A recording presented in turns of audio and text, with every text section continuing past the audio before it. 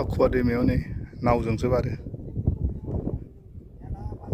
चिरां आरो बाक्सानि सिमानि बे दैमाया आखुवा दैमा आरो साहाथिं मानास हाग्रामा थाबाय।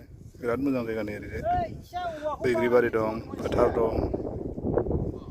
नैबेजों गंसे दालां मोनोब्ला बिराद मोजां जायो आरो चिरां आरो बाक्सानि बर्डार।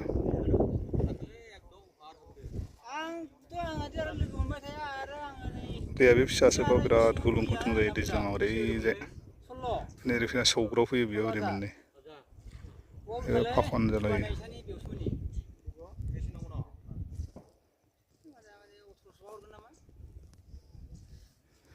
ओरैजाय बिराद थालिर आबाद दं। थालिर आबाद, मैथ्रु मोदोमफुल आबाद।